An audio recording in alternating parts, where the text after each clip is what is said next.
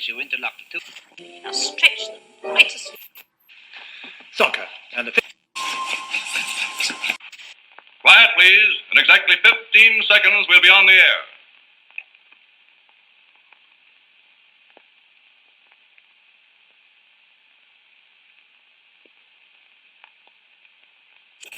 I felt like a reptile. Like a reptile. I felt like a reptile.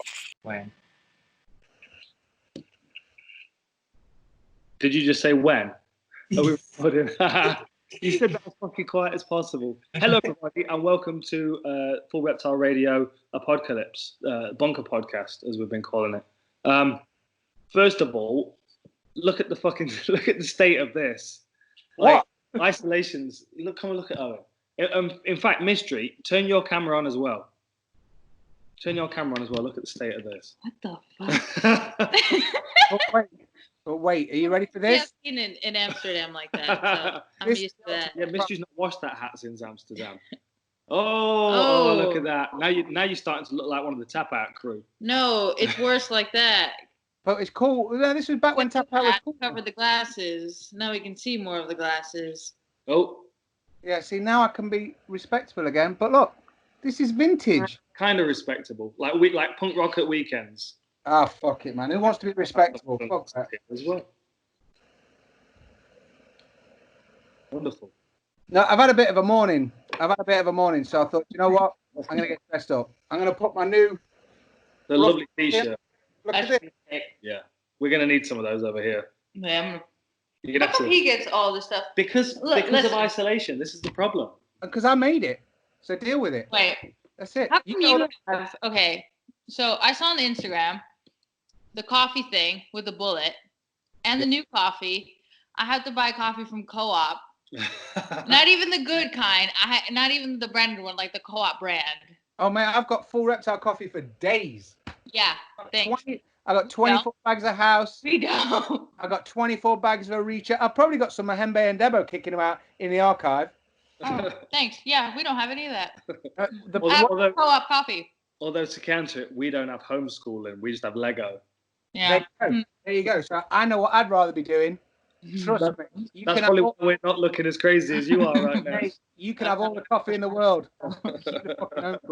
So basically, what you're seeing on Insta is the deliveries that went out before the lockdown. Because what's happening is, most people know that our office is on a secret location on a golf course. And basically... Through a golf course, like a Bond villain. Yes, exactly. So what happens is, we went there and I was sorting out all the new gear and doing everything else.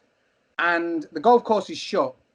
But rich, middle-class white men don't consider themselves part of the fucking problem. So they still go playing golf. Like dickheads. Is there a golf course? Yeah. Yeah. See, top secret, even you don't know. So trust me, this is brand new information for everyone. So I was going to go there and keep working until I realised that there's a police presence there now because people are using it as a national park. So they're going and walking around the golf course, and you've got the owner who is losing his fucking mind, ready to kill people because basically they're just using it as like a public footpath. So I have got orders. I mean, this is even more exclusive. Saul from Chasing Status tapped me up yesterday to say, yo. The NHS exclusive tee on its way for you boys. However, I'm going to give them the mention now, but I will try and collect those t-shirts on a stealth mission at some point because obviously it's one of them. I can't face any more prison time. No. Is that why you're wearing a disguise? Well, exactly. Guys, like in a golf course, I think you're going to have to switch your disguise. I don't think that's like a golf course disguise. Plus, I have got far too many tattoos to be accepted on any golf course currently. Trust me. Yeah. Whenever I'm working there, they take all the deliveries in for me. They are absolute sweethearts. They're the best place. I fucking love them. But you imagine me walking from my secret office, and it's about 100 yards from there to the reception, and I pass about 50 golfers, and it is in posh middle England, so they're just all Ponzi schmonts driving like Jaguars and fucking Maseratis and all this cool shit. And there I go walking through, snapback on, fucking full sleeves, maybe a t-shirt. All right. Maybe. Fucking ripped jeans. Yes. Yeah. It's I've been reported. Just wear that t-shirt and tell him you're Jimmy Warled. Oh mate. Jimmy Especially if you get arrested. That's always my go-to. I'm always Jimmy Warled if I got arrested. Exactly. Dean came down once, and honestly, he was scared for his life. It was like Prince of Thieves. Yeah, it's a bit medieval back up there, isn't it? Where you're a little bit. Not us. At least you're kind of ready for the apocalypse. Oh mate, yeah. Well, that's it. That was it. So I am ready. Wow. It does. You do look like a character out of an apocalypse movie. Like he came from the future. That's good though, right? Tell us how the apocalypse is in like 4 years. Mate, have you seen that tweet that's going around about a time traveler coming back to 2010 and going, right, sit yourself down. This is the shit that's going down. The guy off The Apprentice is the fucking president in America. There's a fucking dickhead in China that chewed on a raw bat and now everyone's dying. The whole country's in lockdown. And the only person that can save us all is a fucking redneck gay guy, gun-toting fucking maniac who's got 180 pet tigers. And that's legit. That is like a fact. So hang on. We've not watched this Tiger King show. Haven't. You're missing out, man. Like the jackets. So I don't think I can do it. It's just going to make me angry. Dude, but the thing is, it's not about that. It's not even about like mistreating of animals or anything like that. Because to be fair, it's that bonkers. There are a million different times that you sort of going, is he wearing a priest's collar at his third husband, who was a straight man's funeral, talking about him rubbing testicles on everyone in the park, and everyone's just laughing along. You're like, and you just watch it like, oh, fair enough. Yeah, so that's happening now. It's amazing. It is amazing. We're going to have to watch an episode of this. I don't know, because I keep hearing how the girl, like, killed her husband. Yeah, so did you want me to watch that? No, I don't. No. No, you're safe. Enough. You know you're safe until Veronica walks in with a tiger cub, and he's like, all right, this thing, don't worry about him. He's good. That's just Tony. Tony. Yeah. It is good. It is, because I think it just takes you away from, if anyone is worried or if anyone has got shit to think about, as a nation, we like to binge watch. And because when you binge watch, I mean, it could have been put probably in one episode, but by the time you are 3 or 4 deep, you're just praying that it's spread out for like the length EastEnders has been on. You know what I mean? What are you watching? We just started watching The Witcher. Oh, okay. Jan Blachowicz. Yeah. It's his favorite character, isn't it? I'm enjoying it, and I think we're gonna do Mandalorian again because I want to watch it again. Plus, I've been buying more Lego Star Wars. So, well, I still haven't managed to sit because I got outvoted because I live with 3 wives, and they all voted against it. So this morning we watched the new Trolls film. Oh, nice! I can't even be mad. I fucking loved it. It was brilliant. If you've seen Trolls 1, I mean, you can't not love Justin Timberlake. So Trolls 1 is a must-watch. It is the absolute bollocks. I know it's got James Corden in, but ignore that. It's brilliant, right? So then, to go from that, Trolls is one of Libby's favourite all-time films. And with it being Easter holidays, we were going to be going to the cinema. So she was absolutely jonesing for that until the lockdown came. But Trolls has been released nationwide, legit, not even like through a dodgy source. It's been released on Sky. You can buy it. So first thing we did this morning was sit and watch Trolls World Tour. Yeah, I had to clarify that. Not even a dodgy site. He had to clarify. Are you talking about the Trolls with the big hair? You remember Tonks? You remember like pencil topper Trolls? Like the ones that have got eyes like this. Hang on a minute. Wait, isn't that like Smurfs? The same thing. No, like work orange eyes. Yeah, exactly. Yeah, but hair as well. But they're kind of more like. It's getting long. Look at that. Look how long that is. Oh, he looks like the guy from Hangover. There we go. The guy from Hangover. Did you just compare Smurfs and Trolls? Apparently, you look like Zach Galifianakis. I'll take it, That's mate. who you're talking about, isn't it? like in that Weight Watchers or something. Yeah. Oh, yeah. So you lost weight. You're an underweight. Zach Galifianakis. Well, I've been told Seth Rogen, and last week someone called me fucking Jack Osborne. Jack fucking Osborne. I mean, Ozzy's in the new Trolls film, and I love Ozzy, but what's Jack? No, you can't have that, man. Ozzy's in the new Trolls film. Is it animated? Are you talking about his voice is in it, or he's in it? Yeah, no, his voice is in it. Okay. Yeah, because it's it's all about music. So the rock troll is trying to take over all of the fucking troll kingdoms and make rock the only music. And Ozzy's her dad. It's fucking brilliant. It's absolutely brilliant. But just to step back, just as a serious note, Veronica did just compare Trolls and Smurfs. Okay, is there only one girl, and are they blue? No, but what you said was extremely racist towards Trolls and Smurfs. If you start referring to Smurfs as them people, I don't have that. Trolls and Smurfs are different. And the one girl, she fucking loved that shit. All right? She was all over that. She had the picture book. Yeah, don't watch the Smurf movies. Watch the Troll ones. They were good. So we watched that this morning instead of Mandalorian. Yeah. No, I'm thinking I'll give that a miss for a little while until things get really desperate. Unless you've got some shrooms or some really good green, because honestly, seeing Trolls sing and dance would be the fucking bollocks. I don't need to out the screen at me. Yeah. With that crazy eyes. Some Zach Galifianakis skinny motherfucker behind you.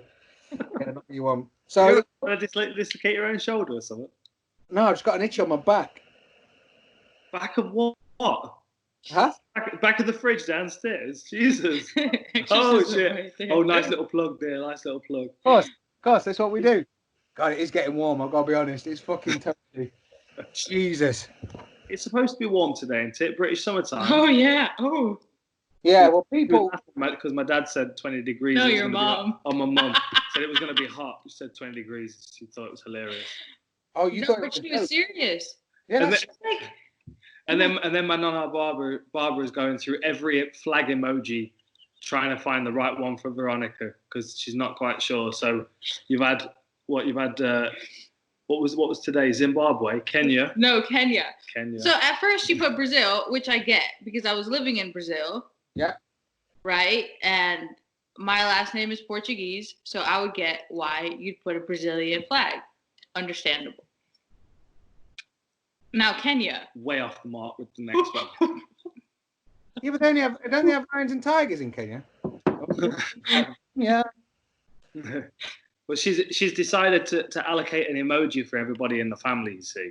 Oh, just cool. Easier. So. What have you got? Is yours a skull and crossbones? Mine is the skull and crossbones, the pirate flag.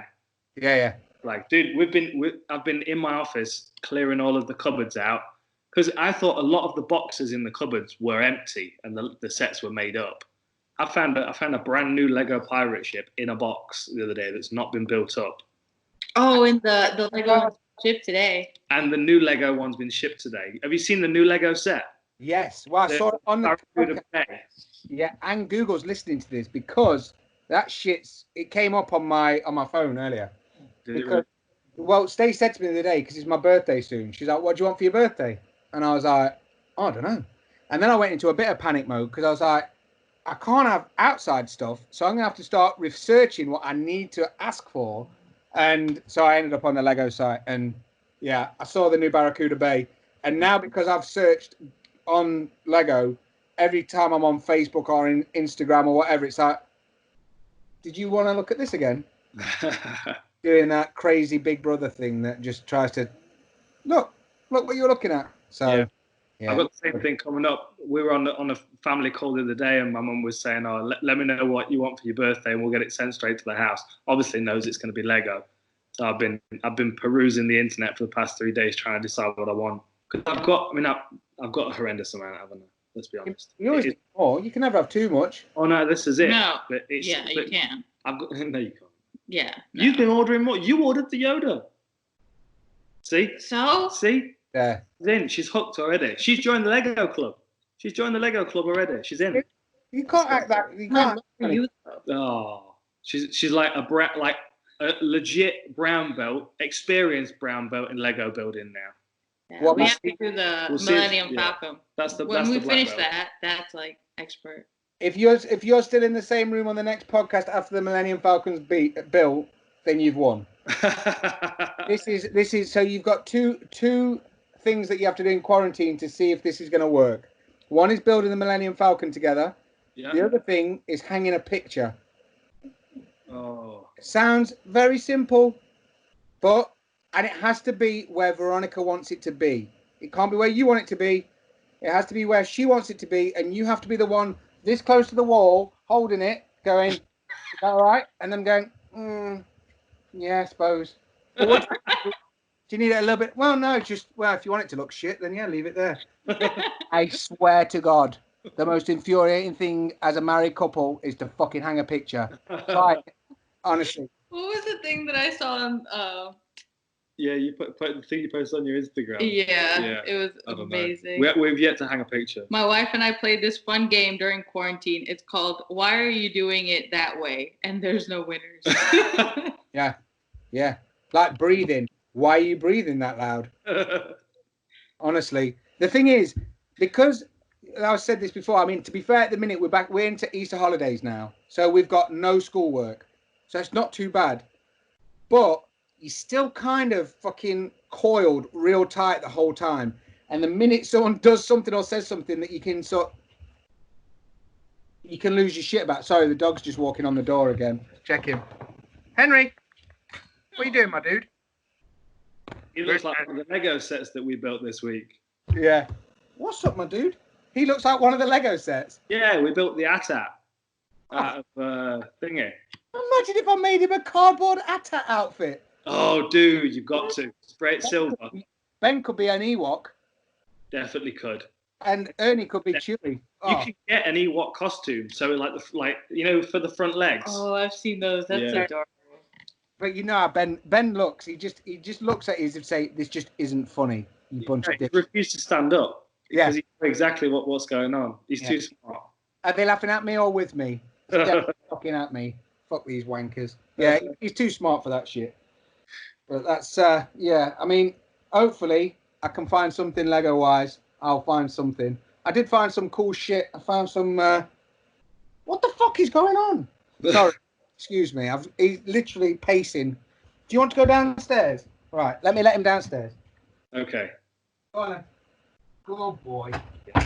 I'll leave the door open, and then I have explained this before, but it's a weird trapdoor. Look, see it? Yeah. Do you remember the show Trapdoor? Why'd you open that trap? You remember that? It's like a weird Harry Potter. It's like Harry Potter sideways. Everyone in England is like Harry Potter. I'm surprised that you didn't know this. All we do is eat crumpets and cast magic spells. We definitely cast magic spells. There's a lot of that going on. But we were here the other night because obviously this building's like 130 years old, and there's literally a crack or a creak every about 5 seconds. Kind of weird, isn't it? Mm-hmm. It's a bit scary. Mate. I'm desperate sometimes. I'm not gonna lie. Mate, it's scary. I was telling Dan just before we came on, because I'm old as shit, like shell suits were a new thing in about 1993. So I would have been 11 or 12. So like the shell suit, the track suits. Hang on, I've got that whisper was a what the fuck is that? I could tell. Trust me. I get a lot of people whispering to the other people that they're with when I'm saying something, so I can pick up on that shit. You know what's funny is I watched UFC 5 and 6 yesterday. There's a lot of fucking shell suits in UFC 5 and 6. I think it was like Lion's Den, or I think one of them might have been Frank Shamrock. Yeah, it was Lion's Den. And there Mark were Coleman. yellow tracksuits with white stripes. They were so bad. Not tracks, shell suits. Yeah. Like, what were they, polyester? Yeah. They if you rub them too quick, they burst into flames. Yeah, go on, look one up. They're terrible. Or right, type in like Barry Frigg or something from Harry Enfield. Hey, Barry, hey. There's some wicked shell suits. What? Barry Frigg? Is that what he was called? Fucking Barry Frigg. Hey, I'm sure it's Barry Frigg. Might have just been at our school. You know how that was. Dickhead. They were just called like Barry Frigg. It's so sweet. The thing is, I remember having one of these. I had a Reebok one, in fact. I was on brand back in the day. But that's when Reebok was almost okay to have because of Reebok Pump. What were the other ones? Yeah, Reebok Pumps were good, weren't they? Although like the 70s stuff. Yeah, but 70s. not all of that. Oh, this is like a hot one. That's not really a show suit. I mean, she's cut that to bits. It was like pink. That's Barry. Yeah. Yeah. So, because my mum's house, we always thought that was haunted because basically she lived in a little village and her house backs onto a load of fields and then a train line, which my neighbour was 2 years older than me, James was, when we were growing up. And he used to say to me, every night at this specific time, that's when the ghost train comes to drop off the ghosts for the night. So, like, beware. And genuinely, I could hear and see the train miles away at this certain time. I didn't know he'd looked at the fucking timetable, did I? I didn't know he could do that. So there I was, like 9 or 10, and I was convinced that there was a fucking ghost train. Add that together with my mum's big house, that her bathroom was made out of cork. Because before my mum and dad split up, my dad put the bathroom in, and it's genuinely a penthouse suite, like the brand from the 80s, penthouse suite, and it's all made out of cork. So everything's like dead. It opens with air because it's made out of cork. Like the airing cupboard door will open and close on its own. So as a kid, that fucking shit scares you. So because it's at the end of the corridor, you used to go to the toilet and you would run fucking as fast as you could away from the bathroom. But in a shell suit, if you've ever ran in one, it makes this noise. And when you're running away from something you're scared of in the dark and your legs are rubbing together, making that noise. It's not that I'm a fat cunt. It's just that they were flappy. Honestly, that shit used to terrify me. And now I'm a grown-ass man. I can't even sit on my own backyard at night and look down the garden because I'm fucking still scared. Yeah. He put a photo in the group the other day of, what was it? Was it some embers burning in like a old can, like a big old fire? I've got an oil drum at the bottom of the garden that basically is like secure waste. Because I worked in a bank, you can't trust any fucker with anything, so you have to burn it. So like certain things gets burnt in the burning barrel, but there's holes at the bottom of the burning barrel to let the air out. Everyone knows what a burning barrel is. And basically, I'd burnt some stuff earlier in the day, and then I was just having 5 minutes to myself, just a cheeky 5 minutes at say midnight, whatever night that was. And I sat down, put my lighter on the step, looked up, and there was these two bright red glowing eyes staring at me. Oh no. And my arsehole went from 50p to 20p, 50p, 20p. It was like a fucking bunny's nose. Honestly, mate. Shit my pants. You weren't at all paranoid, were you? You weren't at all in a state of paranoia. I might have been. Yeah. Very slightly paranoid. Yeah. Honestly. It's breathing fire. It's breathing fire. Oh, mate, yeah, the story. It's quick. By the time I got up to the bed to tell Stace, there was a dragon. I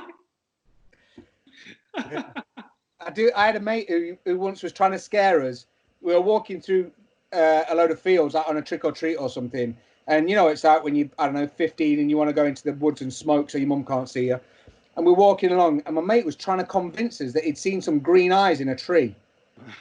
And he went from trying to convince us to then trying to get us out of the woods because he'd convinced himself and become paranoid that he could see green eyes. And we were like, dude, you were the one that started that shit. And he was like, I know, but it really scared me.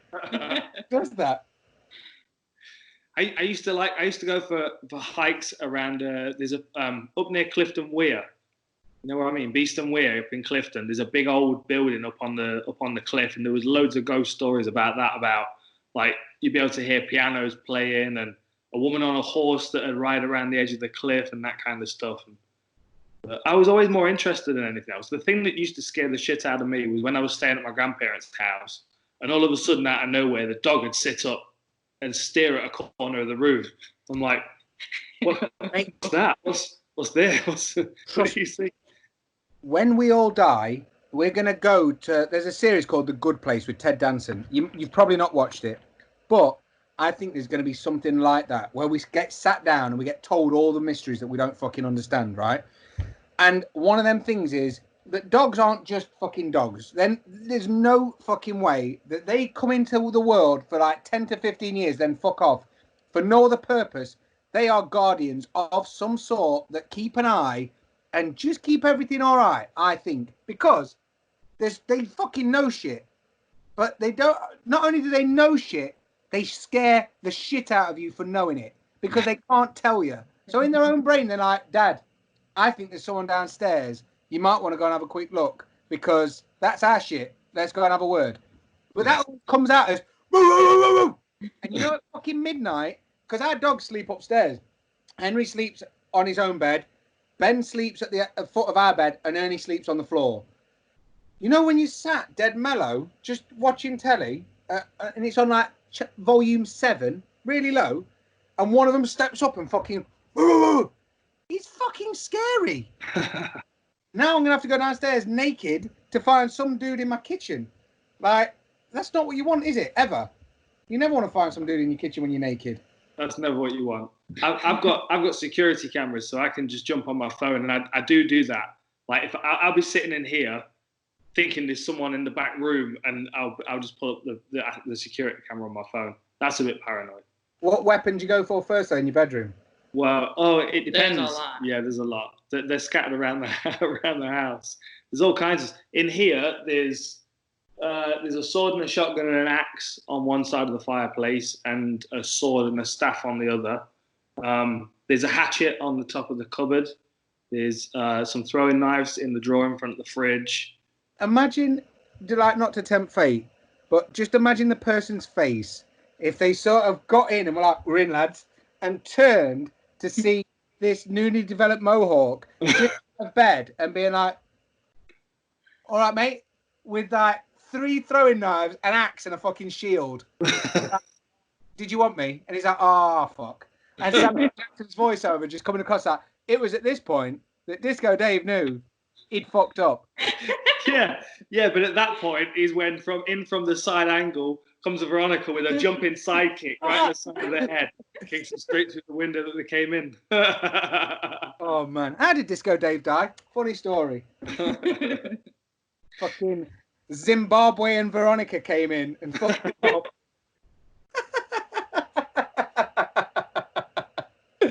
Oh man. 249's on then. What do you know about it? I've not looked at the news. I just know that the main event's sorted. I've seen that there's something about Belarus wanting to host a load of events. Yeah, but Reeves out though, isn't he? Yeah, so I saw that, but that was like 2 days ago. And then today I saw on Instagram that it was like Tony Ferguson with Justin Gaethje. And then there was a load of riding. And then I was like, I'm just going to... Oh, pictures. Oh, okay. So, pictures, please. I had the picture. So we've got a possible rumor from a headline that you may have or may not have read because you didn't read the rest of the article. Yeah. Yeah, the rest of the article said, this is a fight we'd like to see. I actually don't know. It was under ESPN MMA and okay. Ariel Helwani. Or how do you say his name? Well, you can check your own research, deuces. Okay. Pop quiz for Veronica. Yes. Which fighter is from Minsk, Belarus? Don't whisper to her. From Belarus. From Minsk, Belarus. Minsk he's from, but it's in Belarus. Minsk. Say it again. He just loves saying it. Minsk. I don't get it. Nah. I'm going to tell you in sign language. Never. She's never going to get it. She's never going to get it. Ever. Never going to get it. Never going. Honestly. He's heavyweight champion from, I think, UFC 34, 35. Yeah, I'm never He going get to fight Frank Mir because Frank Mir had his bike accident that time. He fought Tim Sylvia 3 times. I don't even know who Tim Sylvia is. Okay. He fought Justin Elias. Paul Hello. Dude, see, you're speaking absolute sense and logic to me. I know all of these fighters that you're talking about. Remember the matchups. I've been going through this the past few days because I've been doing some research for some shows we're going to do on the channel. I pulled up Pride 1. Oh. There's an Ewok. This is a story I have to tell you in just a minute, but carry on. What was I saying? Oh, I was talking about Pride. Yeah, and like there's so much MMA that she hasn't seen that there is to look forward to. Ben, Gonna have to watch. did you know but I did see the guy getting like elbowed like that. That was awesome. that was Remco Pardell? That's our boy. No, No. Okay. Gary Goodridge. Oh, the Gary Goodridge in the black gi. Yes. Yes, but Remco did that as well, right? Pop quiz. Who did Gary Goodridge do that to? He's a Russian guy, wasn't he? No. Okay. I've just been on there this morning. I only know this because I watched it yesterday. Go on. Paul Herrera. I wouldn't have got that. Like 13 seconds. It was ridiculous. Yeah. I tell you what. I'm safe. No, you're not. Right. I tell you what was ridiculous was Oleg Taktarov winning. Was it UFC 6? Yes. Yeah. 2 foot. He guillotined the guy in 13 seconds. Then he beat. Fight Tank. Yeah, that Tank was the final. Rinnick choked him at about 17 minutes. He Yeah. was absolutely exhausted at the end of it. That was all. I was looking at the rivalries, and one of my favourite rivalries from back in the day, like old school historic rivalries, was Tank and Cabbage. Yeah. It was, well, Cabbage looked like he was more of a fighter. Hold on, sorry. I do need to let the guy from Minsk was Andrei Arlovsky, who's Oh yeah. pretty much renowned as like royalty of MMA. So just huh? From where? Oh, Trust me. I will bet you a haircut of Ben on it. This is, He looks sharp. He looks sharp. the reason I want to show you this is because I'm in Hamburg. Yeah. we shaved Ben, didn't we, mate? We shaved him. Anyone out there? I know people are giving a lot of props to like the NHS workers and everything else like that, but trust me, you know, if there's someone out there that is a dog groomer, my hat goes off to you, my man, because that shit is fucking hard. He looks like a fucking hobo. Honestly, like one of his back. I'm not even going to pick him up again because it's pissing him off. One of his back legs looks like he's wearing an 80s leg warmer, and the other one looks like he's wearing a stocking. Honestly, if he had a mirror, he'd be fuming. As it goes, he thinks I look like a twat, so this is my punishment. He says, "Why do I have to have a haircut and he doesn't have to?" Oh, mate. I said to Stacey the other day, I said, should I shave my head? And she was like, no, you look like a cunt. Don't shave your head. So I was like, okay. So then I asked the girl, should I shave my beard off? And they both started crying. And I was like, I can't win. I'm shit at this parenting stuff. I was only going to get a haircut. Yeah. I wear a pair of sunglasses that make me look like Willy Wonka and a furry hat. Why not, man? Look, this is just standard business. This is what I'm all about. You look like the wizard out of a tribe, a post-apocalypse tribe. You're like the wizard, the medicine man. I'll take that. Yeah. Because I've got all the medicine. That's why. You're the guy. You'll like throw Skittles on the ground and tell the fortune with them or something.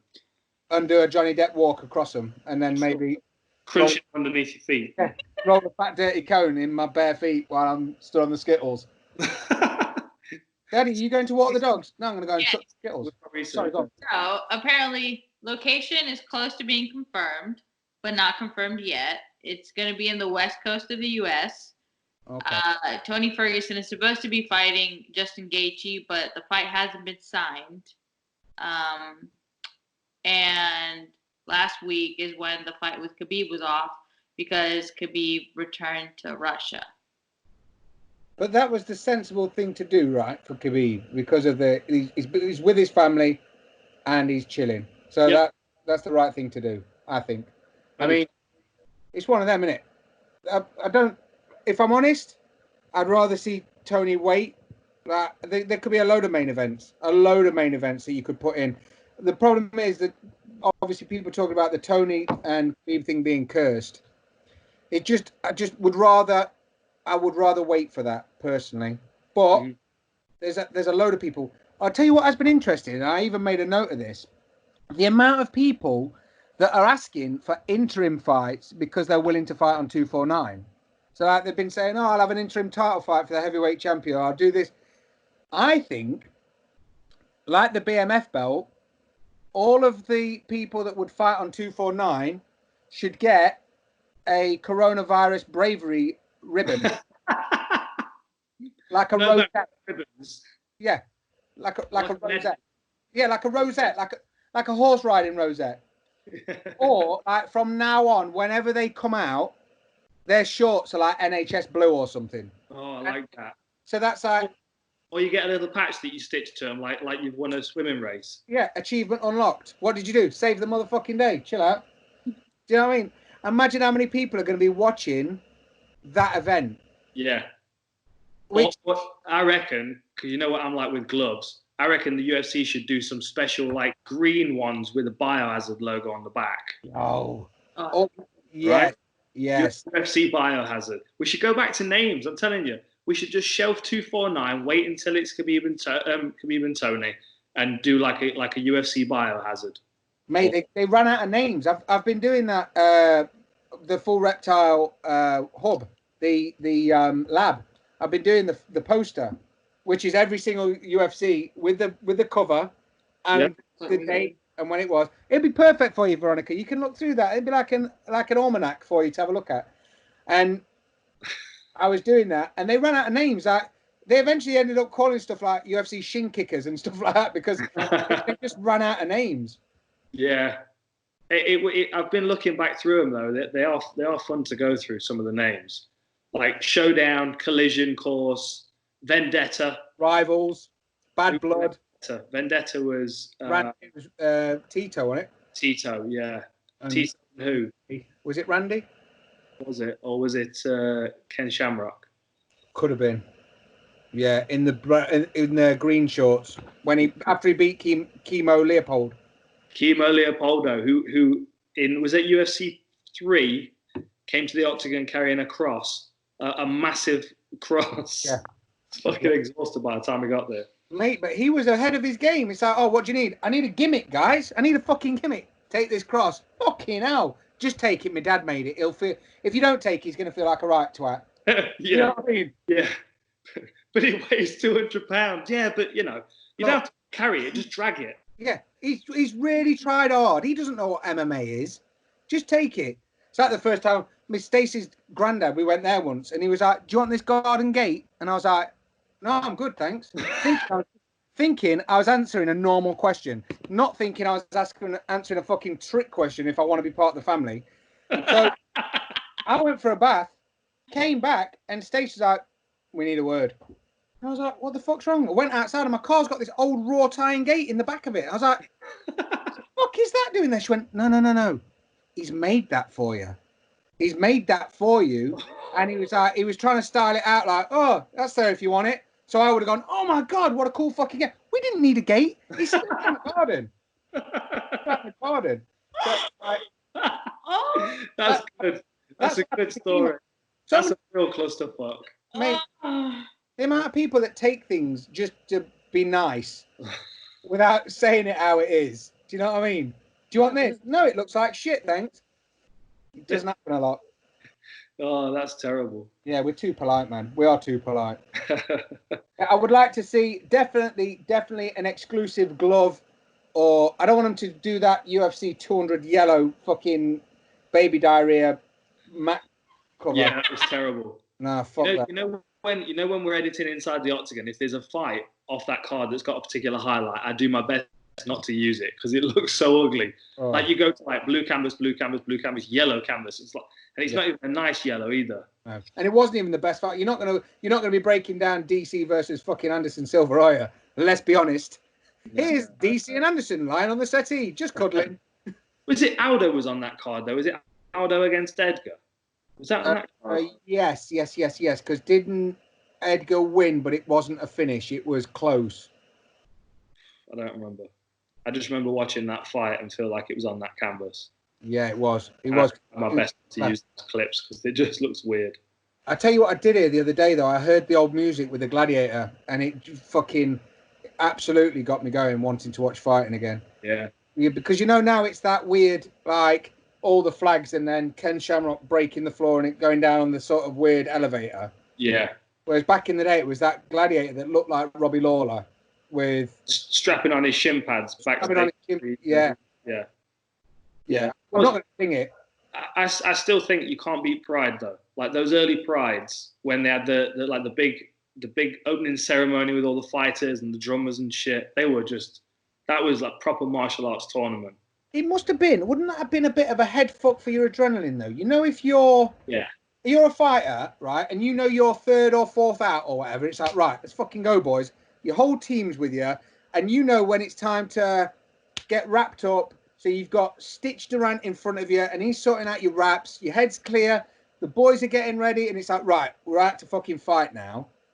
I get that, but you know, if they're like, just nip out the front 10 minutes, just go and see everyone.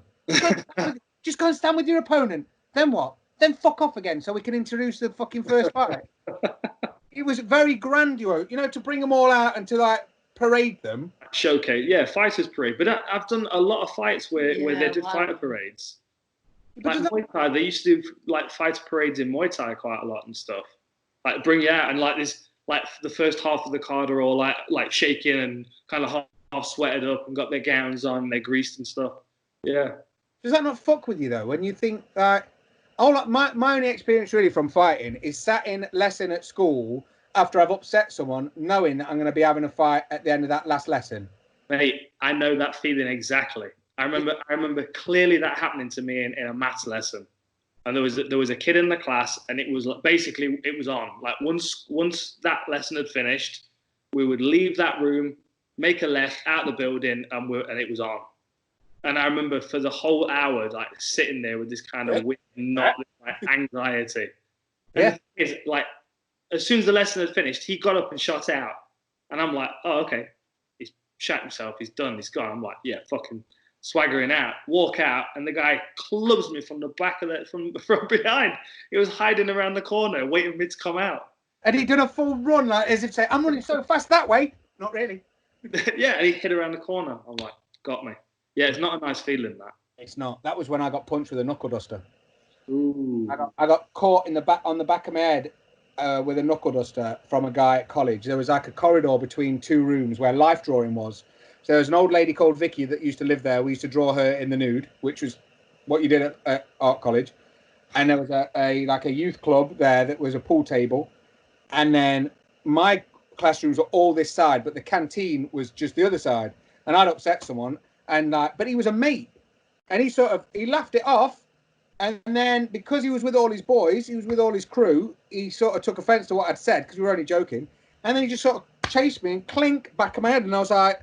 To be fair, it didn't knock me out. I'd like to think if I punch someone in the back of the head with a knuckle duster, I'm fucking doing some damage. Like you might do some time, yeah. Yeah, Millie could do it with knuckle dusters and knock me out. So fuck that pussy. But I remember then having to go back to lessons and thinking, oh fuck, now what am I going to do? Because I'm going to have to walk through there to get back to my motorbike to go home. And you know when you're just trying to play different scenarios through your head? Yeah, not nice. It's just that weird feeling. Yeah. I just imagine you'd get that feeling if you were at a fight ready to go. They'd call you out, then send you back again.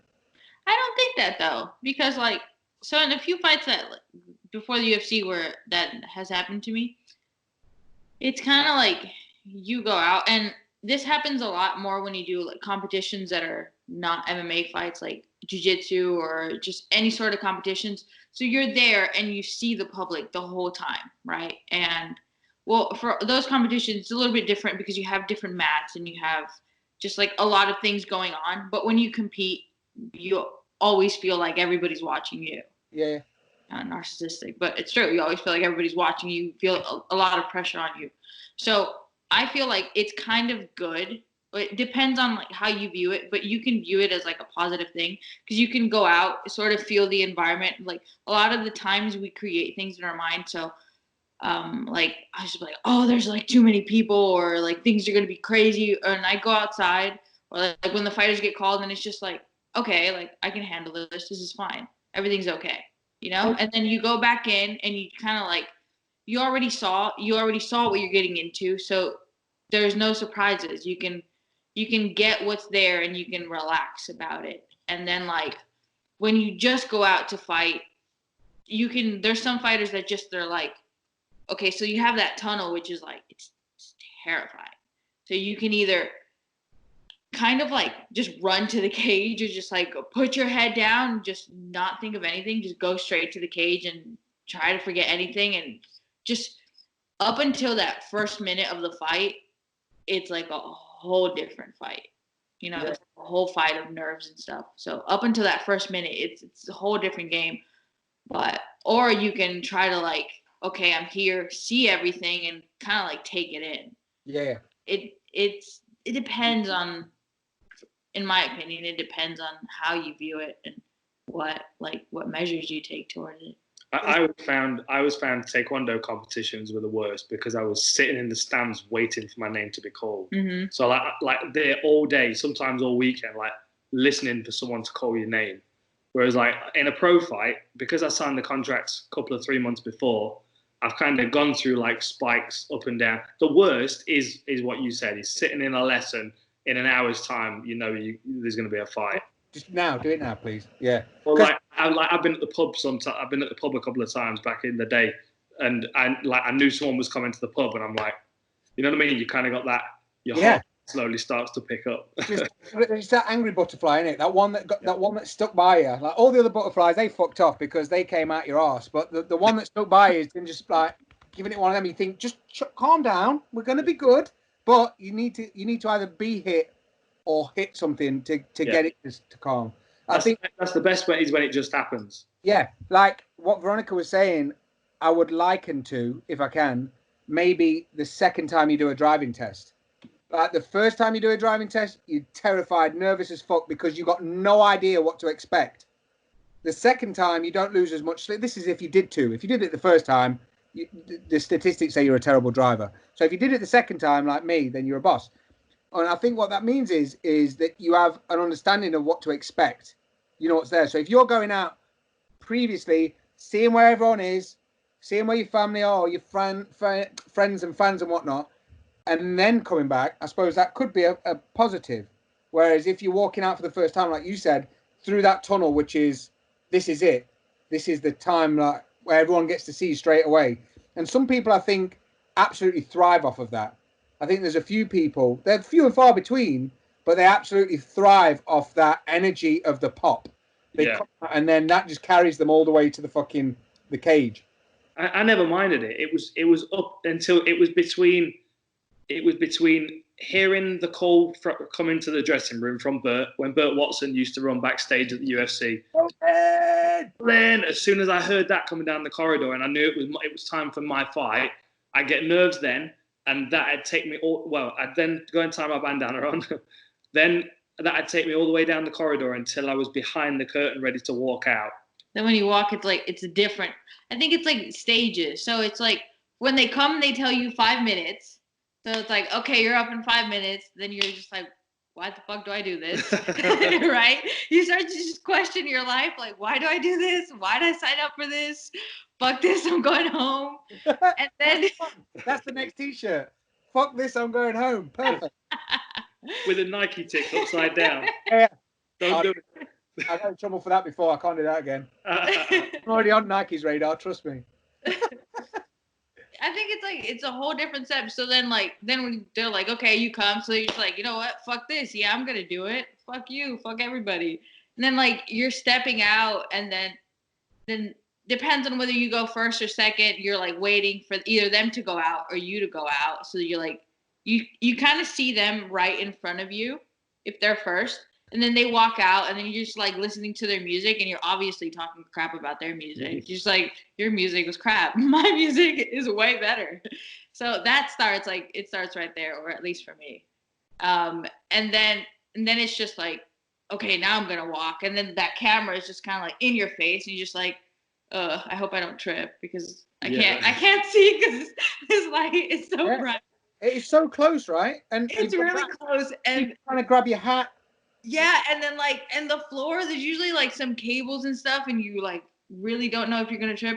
For me, the worst is when I fought with ropes. Oh, that's the worst, because I really thought I was gonna trip, like trying to get in one of the things, because I'm not that tall. So I'm like in between like getting into the short one and then like the normal size people one. Mate, we'll I just overthink it. I'll take you to Wayne's gym and I'll teach you how to Prince Nassim flip into the ring. I'd never do it. You know, there were so many Thai boxers that used to jump over the ropes, and they always used to say that anyone that could jump over the top rope was like, oh, you don't go through the ropes, I go over the ropes. You go over the ropes because then you own the ring. I'm like, no, that's just bullshit. That is. I'm not going over the rope because I'll catch a foot and I'll headbutt my own corner. And the thing is, you've seen it, and you remember all of the guys that face planted just doing that. Dude, you know one of my favorite things. So my first opponent, so I fought him twice, Lee Dosky. Yeah. There's a video of him somewhere online, and it's always stuck out in my brain because he was fighting on some promotion in the UK. It was a cage that was, like maybe 2 or 3 feet off the floor and had some like steps up into a single door on one of the fence panels. So, and I don't know how you do this, but this is probably partly nerves and distraction because there's a lot going on. But he ran up the steps. He did a full lap of the cage and came back to the same fence panel, but then did a lean back like he was going to bounce off the fence with his ass and went ass first straight back out the door. For real. If I find it, I'll put it in the comment section with a time code because it's one of those things that's just it's comedy gold, and he didn't even mean to do it. I've seen people jump off the cage before it started and stuff and twist their ankle and that. Yeah. There's one guy that sort of jumped in, he's celebrating that much, nearly knocks himself out. Which fighter was it that tore his ACL celebrating on the jumping? I don't know if it was the ropes or the cage. I think it was like Dan Henderson or something. No, it was he jumped and landed funny and then sort of hopped it off. But it's that thing that, this is what I was talking about the other day, like when I was on the trampoline. You got to try and play it off that you're fine, but your leg's destroyed. It wasn't Gagey. It's someone who celebrates like Gagey. So he basically gets up onto the cage, and instead of doing the moonsault, he sort of got on the cage, was celebrating, and then just jumped off. But as he landed, was like, oh, nothing, I'm fine. But it wasn't fine. He tore everything. He fucking mangled his leg up. I like the end of the fight with Alistair Overeem when he front kicked Travis Brown in the face, and he just started to celebrate, and then he realised his toe was dislocated, and he tried to kind of limp it off. Right. And as the doctor came in, the doctor was like, "Are you okay?" And he's like, "Yeah, I think my toe's dislocated." And the doctor bends down and just pops it back into place. Just like that. The ones where people run to the cage to try and jump up, and there's some guy stopping them, and they're like, "What are you doing, man? It's dropping." We watched BJ Penn Kowloon yesterday, the first one, the fast one. Yeah. Dude, his eyes. Yeah, exactly. Right. It was like an assassination. Did Kowloon look like he was wearing someone's swimming shorts from the 60s? The orange and white ones. The lovely orange ones. The little orange and white ones. They were classics. They were. Fucking lost property, mate. That's where they were from. Has anyone got any shorts? Cowell's forgot his. Yeah. Here's a pop quiz question for you. Who face planted Kowloon? Who face planted Kowloon? Yeah. He did a hip toss, like a judo throw, and face planted him because Kowloon didn't tuck his head when he was going forward. It's not Matt Serra. No, it's not an easy one.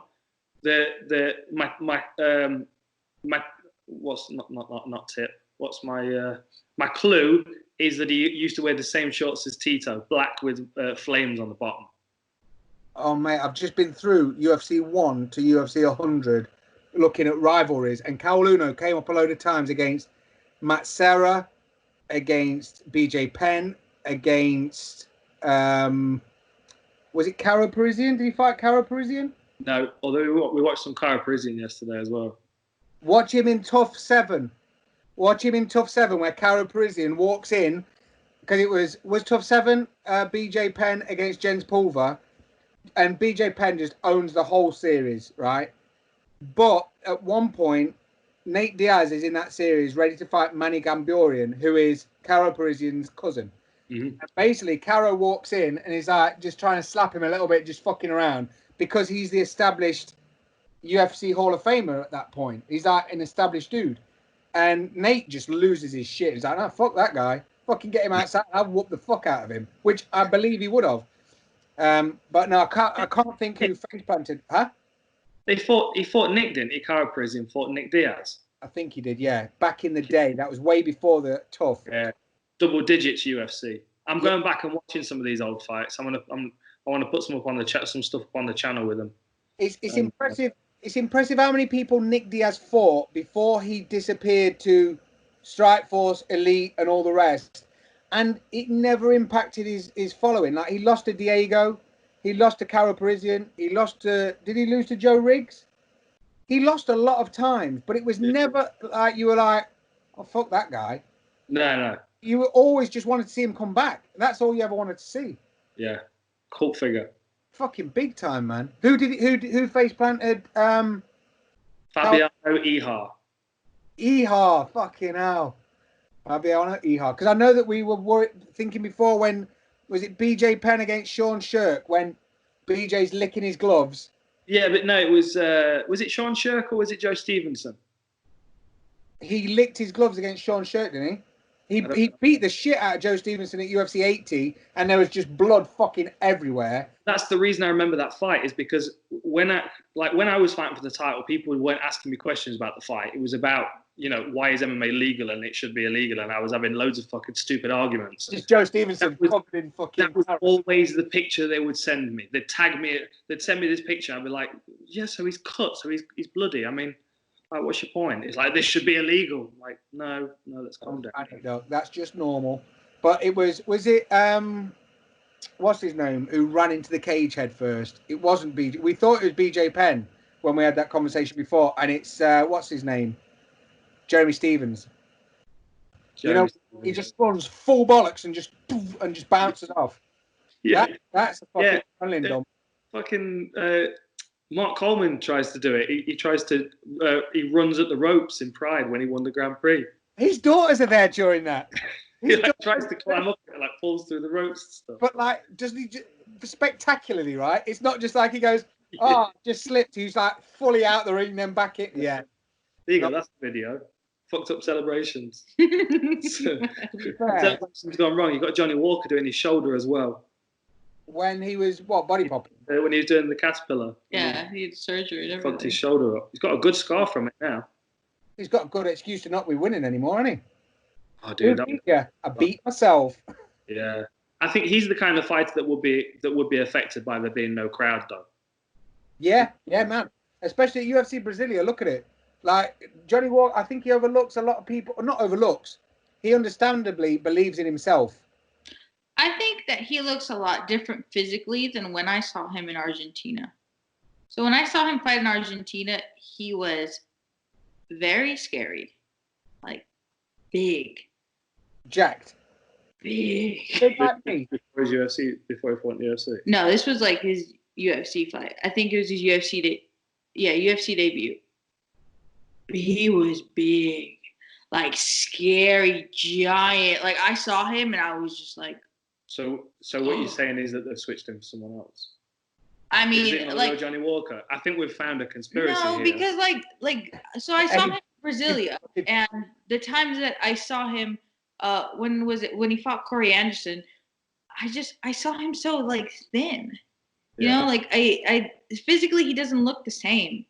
He doesn't look the same as what he did, and I know when he fought against Corey Anderson, he was in Russia, and I was over that gym in Russia, and like, I don't think he should have been in that gym. I don't think he should have been training there. And I just feel like he's very lost, and that is something like I can understand. He doesn't find like a place to train, and I feel like a lot of fighters are going through that they don't find like a gym that.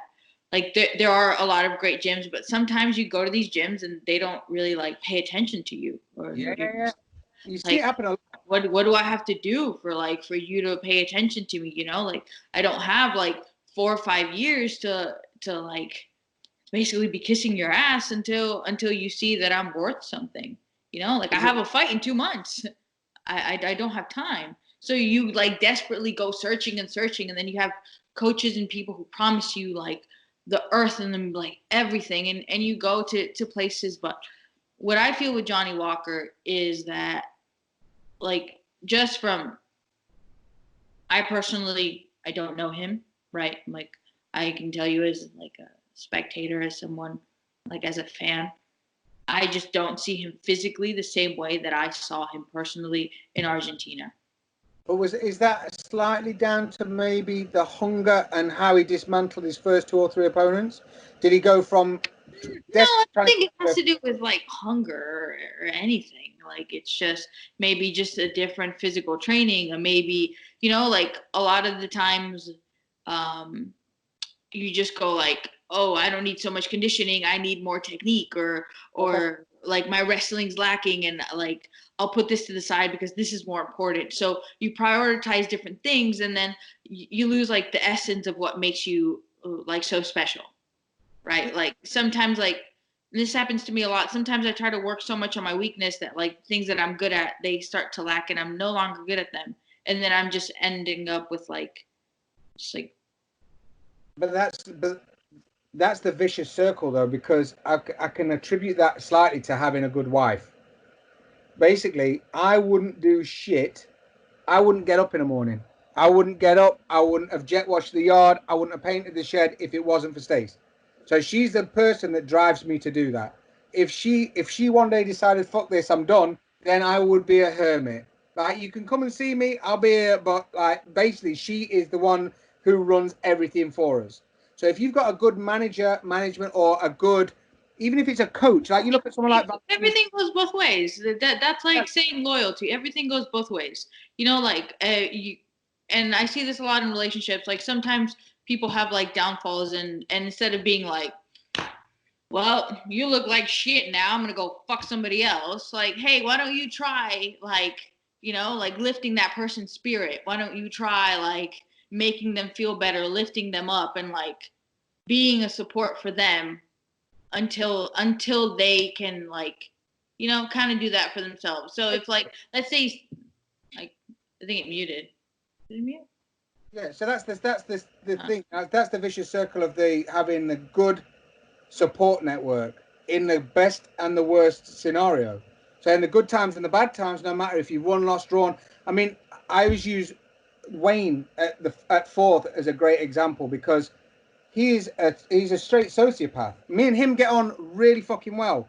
I love the guy to bits, but his training style is superb for people that react well to that training style. If you don't, then your opinion of him is going to be much different to what mine is. And I think when you see people like you say, like Johnny Walker, that probably I've seen a few different places where he's been training, but it's never been like Masvidal's American Top Team. Do you know what I mean? Like, you know that he's got that relationship there, and it's not just... Yeah, but Masvidal is not the Masvidal that like he is now compared to like what he was before. Nobody was paying the same attention to him now as he was before. And like, he's got the same people with it. Like that, I've spoken to Dan before. He's just like, oh, you need to find good people around you. Like, you're lucky, dude, that you have great people around you that you love and take care of you and would do anything for, and vice versa.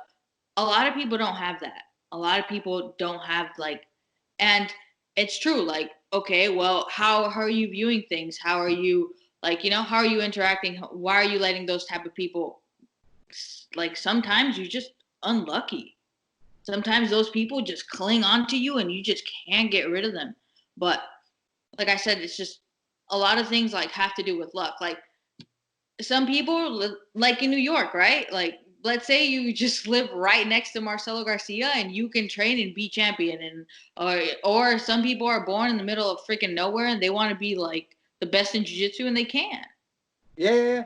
So the same goes with friends and training partners and coaches and managers and people who care and support system and everything. That's all. That comes down to that support network again, doesn't it? Because you have to put in as much as what you want to take out. And unfortunately, sometimes you invest a load of time into someone that you think you're putting the same in as they're putting in, and it takes 6 months to realize that you're working with a dickhead or that you're just incompatible. So unfortunately, you just have to kiss a lot of frogs until you find the right prince, if that makes sense. Because I mean, I know I've done jiu-jitsu with certain people and I fucking loved it when they were coaching. And then I've done it when other people were there and I wish that I'd faked an injury that week because I just don't gel with that. The thing is, like, MMA is not like a nice, cruel, a nice sport where you can just do that. It's cruel. It's cruel. You have 2-3 fights a year, max 2-3 fights, and then if you lose, you're a piece of shit. That's the thing, though. And then it's just like everything that you do, like let's say you don't get to find that people, right? Like you're kissing like a bunch of frogs, and you don't get to find these great people that help and support you, and then you lose a fight.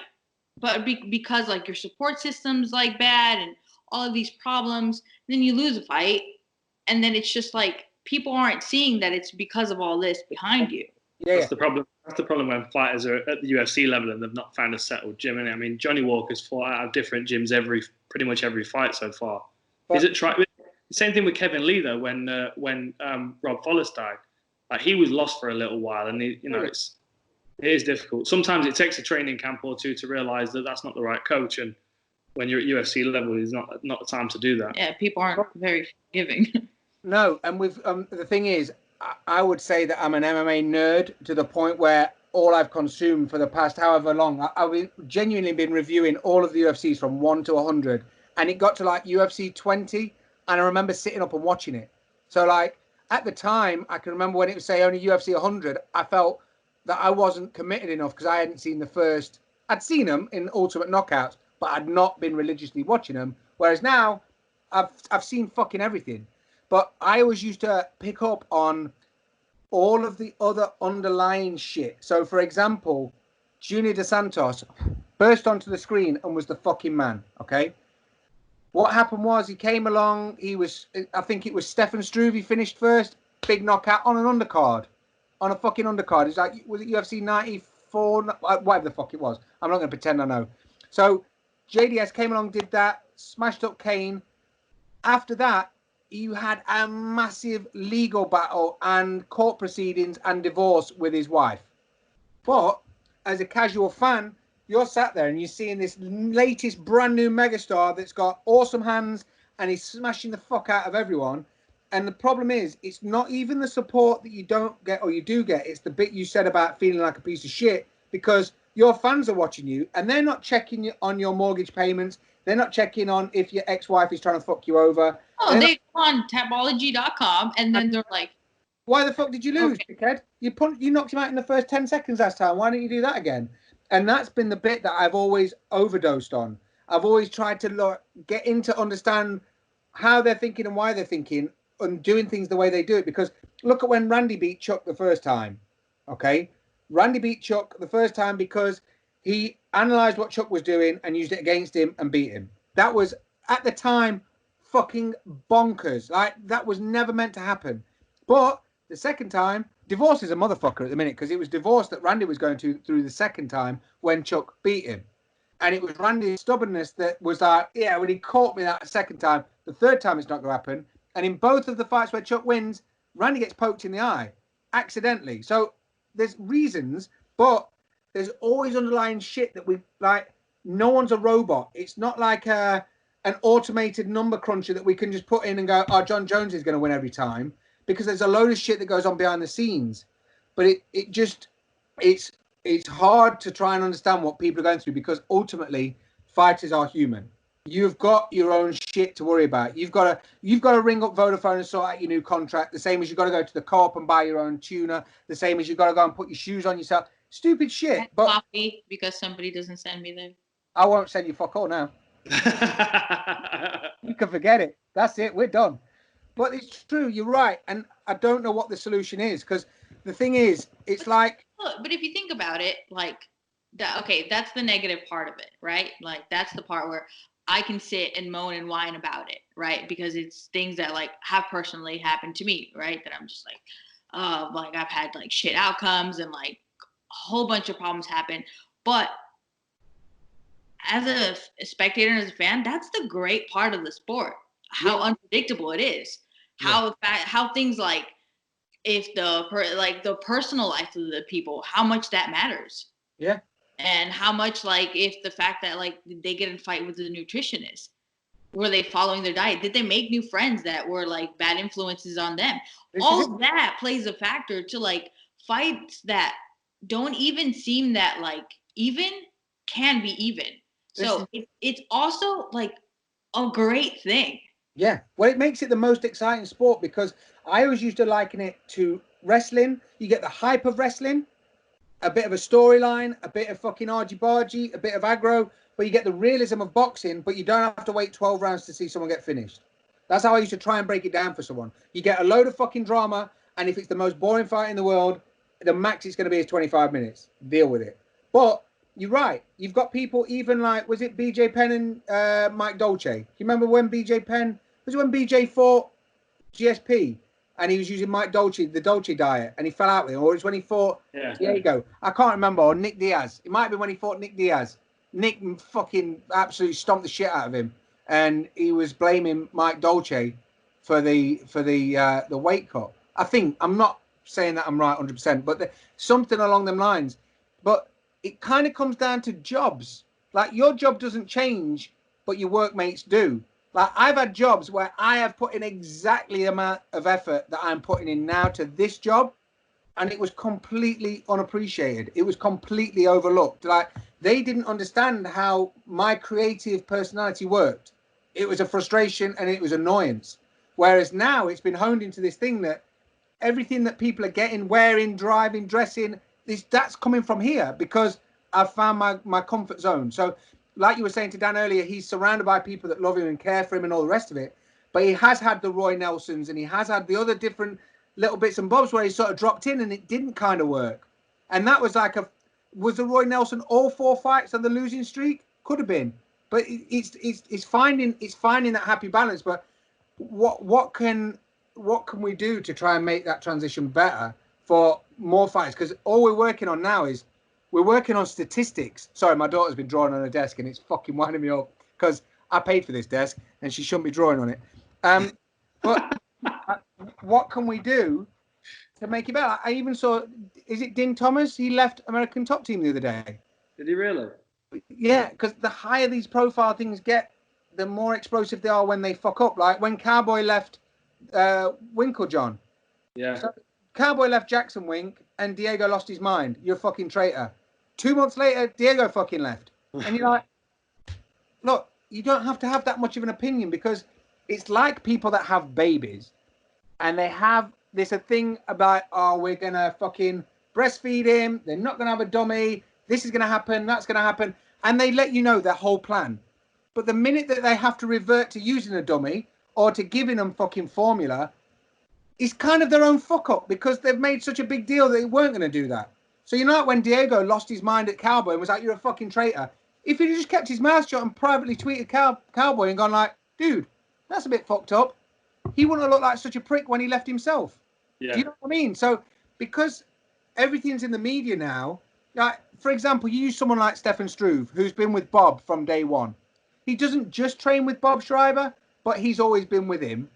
There's never any drama because even Bob said to him, why don't you try training with that guy? Why don't you do this? But that's because he loves him like a son and he has his best interest at heart. Whereas a lot of people, because since the Conor McGregor, the Brock Lesnar side of thing changed, it's all money. Everything's turned into more about how much they can rinse off someone. Does that make sense? And that, I mean, I know managers, when I used to do the banners, there's one guy, he's a fucking dickhead, but they used to do the banners and he would like bill out the banner. So let's say a banner would get you 10 grand in sponsorships from Wild Wings and fucking this company, that company, all the different sponsors that you get on the banner. Let's say you got 10 grand. He used to pass that off and be like, oh yeah, that's 4. So like, if you've got people like that in your corner, they're fully fucking Don Kinging you and doing a full time. Well, there's a lot of times that people don't know about that. This is it, but for those, right? Yeah, like they don't know. Yeah, and they're the ones that need calling out because the problem is you then find, let's call him Mr. Dickhead, and you go up to Mr. Dickhead and he's like, I'm going to give you the moon on a stick. And you're like, that sounds good. I'll take a bit of the moon. Thanks a lot. And before you know it, he's got his claws in and you've already lost, I don't know, 20 grand. Yeah, so like we started the conversation and what happened to Johnny Walker? Is he not that good? We don't know about his personal life. Yeah. So maybe he is this good. Maybe he is this natural freak and this amazing athlete, but we're not seeing this Mr. Dickhead that has his claws in and is messing up his life. Exactly. Same with John Jones. Who knows? But that's it. I mean, the thing is, John Jones has become his own Mr. Dickhead. Oh, that's a good one. Say that again, because you broke up and I didn't get to hear what you said. Say again. Skype censor. The Skype censored. He did a John Jones censor. I'd repeat it, but someone had definitely said the soundbite and play it against me in a Q&A or something. Okay. I'll be on stage with John Jones, and someone would go, "Is it right that you said this?" And they'll put their phone out and put the mic up to the phone. Yeah. Yes, I did say that. With his manager stood next to him, going, "Which one of us is Mr. Dickhead?" Yeah. No. You misunderstand me, dude. I blame it on Veronica. But I think the more we get to know, because I mean, it's like even, have you seen that it's come out that Dana's been part of a sex tape scandal? And you think, whenever something like that's going to happen, at least it's happening like when there's hardly any news. And someone like Dana, I'm surprised. Like, this is purely my opinion, because I'm not employed by him. But the fact that it's happened and like he's not just said, "Fuck all of you, put it out there, do what you fucking want." He seems like that kind of guy to me that wouldn't be bribed in any way, shape, or form. But I don't know if that's just because he's just so good at fucking paying people off. I don't know. But obviously, we can't get into that too much because I don't want either of you to lose your job. So what's on the agenda for this then? Because I'm getting hungry and there's Lego to still be built. So I'm gonna be ending the call soon. So what's for dinner in the Oxley house? Oh, I thought you were talking to me. I was like, okay, Betty Crocker here. Let's see what I whip up. She has been cooking some amazing things, I will say. I nearly sent you a picture because I did every meal is Every- what he yeah. should say. That's some amazing every meal. It's not been cooking the protein bars. Oh, yeah, and the canned beans. I haven't done that, which he put on toast one time because I didn't make him food fast enough. Hang on, did you hear that? Was gross. And the canned beans, With which you put ketchup. on toast one time. For everybody else that's listening, that's called beans on toast. beans on toast. And you know, if you want to be really posh, have beans and sausages. With the ketchup. How is this? That's not a diss. You're not dissing him by saying he has beans on toast. No, not Beans at all. on toast. That would legitimately be my last meal. If I was on death row and I had to pick a last meal, I'd go beans on toast. After all I've cooked for you, Heinz beans, Dave's super bread. Well, okay, all right. Well, okay. So what you I don't do? know. Although that sesame chicken you made the other day looked good No, as well. you're gonna cook for your damn self. You're gonna have some beans on toast for the rest of your life. I might lose my toast to diabetes, but it'll be worth it. Fucking pissed. When she gets angry, she turns into. We were watching American Dad the other day, right? And there's an episode where Stan kidnaps his mum's date every time on the third date and drops him off on a desert island. And there's a scene where Roger's sitting at the table in one of his disguises, and he's like just shit talking about the bread and about all different kinds of stuff. When she gets angry, that's who Veronica turns into. I might lose my diabetes, but it'll be worth it. You just said that ketchup, beans from a can, on some crappy bread is better than my food. Owen knows this better than I do. Owen knows this better than I do.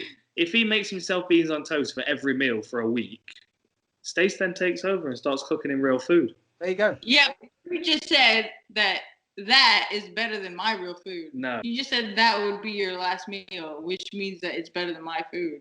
It's definitely not. I'll change my mind on that one. No, it's okay. You're gonna have beans on toast for the rest of your life. No. The fridge is full of delicious things that I have no idea how to cook. Okay. It's okay, because he has beans on toast. You get to do this once, and then you can tell me if I'm wrong or not. Okay. 3 slices of bread, shit white bread, with a fuckload of butter on.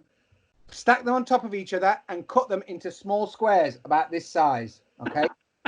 Then you've got all your toast. Next, you're going to grate some cheese on that bread, on that toast. Then red hot beans on top to melt that cheese into the toast. Then you're going to double up on the cheese on top. Okay. Worcester sauce and bacon.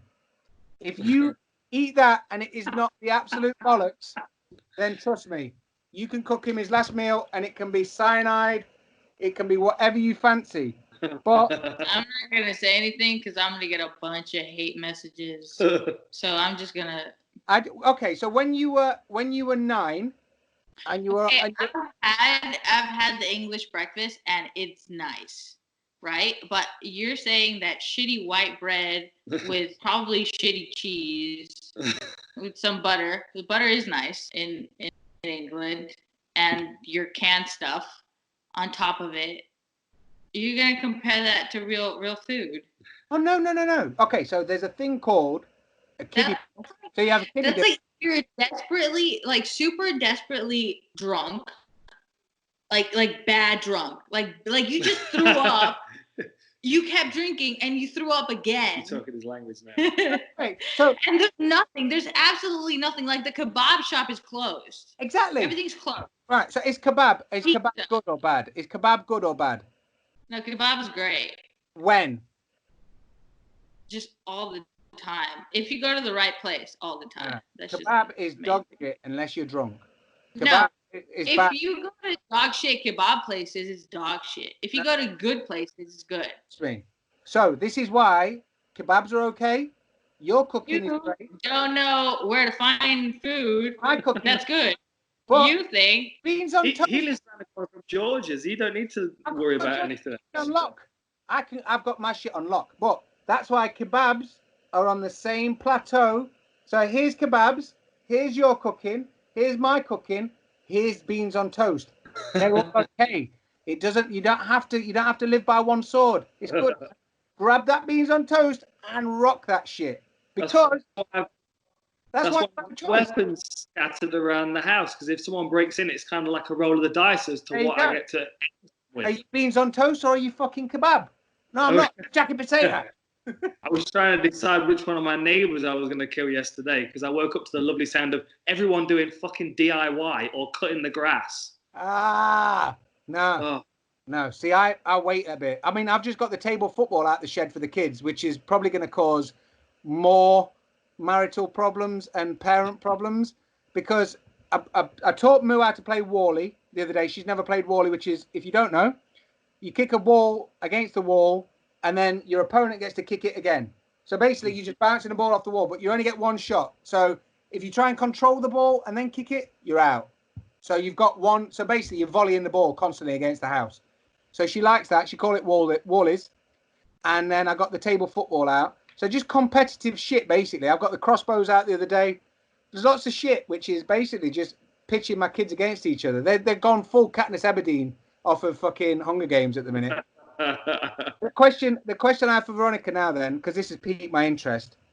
In England, any kid that is 9 and playing out with his mates, when they get in the summer of whatever year it was when they were 9, they went, Mom, I'm starving, what can I have? And she got beans on toast ready in a record of 4 minutes. What did you have when you were 9 and you were playing out with your mates and you got in and you went, Mom, Dad, get me some dinner, what can I have? What was your shit meal that was like a quick dinner? Rice and ketchup. you think I have friends? Now you got friends, you can come out and play and I'll make you some beans on toast afterwards. She tried peanut butter, Marmite peanut butter the other day. Oh my God. It was quite funny watching her face. It was like, you know those videos of like the first time a baby's trying a Brussels sprout or something. And like it just starts eating it like normal, like it's nothing, and then all of a sudden the taste kicks in, and it's like, and it's that whole expression like, "Why would you do this to me?" kind of look. Yeah, like trying to feed a dog lemon. Spit it out of their mouth, and it rolls down their chin. That's pretty much the same thing. It was okay for the first 10 seconds, and then the aftertaste of the Marmite kicked in. And what percentage of the population do you think like Marmite? What do you think that is? That is a percentage in itself. The percentage of Marmite is 50-50 in it. That is a technical term. So if you are a mathematician or a scholar at Harvard and you use the term it's Marmite, then you're saying it's a 50-50. That's a legal term. So that is the percent, 50-50. Is that right? Tastes like shit, but Stace likes it. See, I don't like it. That was weird because I thought you might, but then Stace likes those herbal tablet sweets, and I like them as well. All over that. I like them. But you know the lozenges. I tell you what, my friend did tell me about the other day. We were playing COD on Friday night, so I was a little bit woozled, and we flipped from Call of Duty to play Monopoly, and that's a lot slower pace card game, chilled out. And one of my good friends, David, said to me, "I'm just going to go and get some snacks." He actually called them snacky snacks because he was very drunk. And I said, "Me too, David. Let's hook up the snacky snacks." Went into the kitchen, and I had cheese and onion crisps, and I had plain crisps. So I said to the boys, "Here's the dilemma. What do I have?" And they were like, "Do you know what? Get a bag of plain crisps and put Liam Perrin's Worcester sauce in the plain crisps." Now, let me tell you about a game changer. If you have got Liam Perrin's Worcester sauce and any crisps, cover that fucker in them crisps. Honestly, it makes them a little bit wet, but shit, it was fucking amazing. And you know when you sat 2 a.m., everyone else is in bed, and you were drunk, so we don't really know. I was valid Yeah, this that was. could be terrible. Same as a kebab. We've got the sea salt and vinegar Tyrell's crisps in the cupboard, and I bought them. I bought them about 5 days ago just to see how long they would stay in the cupboard sealed. How long? And yesterday I said, "Oh yeah, we've got those crisps, haven't we? They've not been opened yet." And she went, "Oh no, they've been opened." They're gone. At least they're still there. That's true. Mate. Yeah. Yeah, see, I have to say, I can't buy anything for myself because it goes in the cupboard, and I've got no problem with like the big bag of crisps, which are the proper bags of crisps, not like the little multi-pack ones that you go one bite and it's gone. The kids will open the big bags just to try it, and then I go to the cupboard and it's fucking wide open. It looks like a fucking a whale yawning. I'm like, why didn't you put a peg on that shit? Because now it's fucking, they've gone all stale. But being quite a resourceful man, I still have to eat them because I don't like to waste money. I just chew down the stale crisps. But yeah, there's Worcester sauce in the crisps. Trust me, man. I keep doing this, but I swear Mystery's just going to get a fucking gif of me. Look like I'm a donkey or something. You know, and that's the point, actually. When we went to Matlock that time and Mystery bought them fucking horrible sweets. Them sour ones. They were awful. That was the worst thing I've ever tasted. Yeah, and I'm surprised. They were. It was like soapy, washing up liquid, and Oh, what's that other thing you made me eat? That was wow. gross. The rice cakes. yeah, balsamic vinegar rice cakes with Marmite and peanut butter on them. Yes. Do you see why he's Winning. not in charge of cooking? Winning. Mate, Isolation diet. that's Winning. why I always cook. I cook, or Mystery cooks, or you cook. But Yeah. then, that's it. Mystery makes good guacamole. Yeah. Next time I cook, I'm cooking beans on toast. Yeah. I'm definitely cooking beans on toast next time. I want that sesame chicken next time. Mate, honestly. All this talk of food's making me hungry. Yes. Right. What do you want to do? Do you want to get back together at some point? We'll get back together at some point. Eh? Yeah, what day is it? I don't know. Yeah, we'll do another one later this week. We'll have a catch up. Don't say a date though, because people text me. Do they really? You promised us a podcast. I don't know. We have to have something to talk about, don't we? And the supposed to days be. are all running together at the moment. Yeah, fuck it. Especially when you're getting rage about beans on toast. Right. Right. Goes. Take it easy. Good catching up.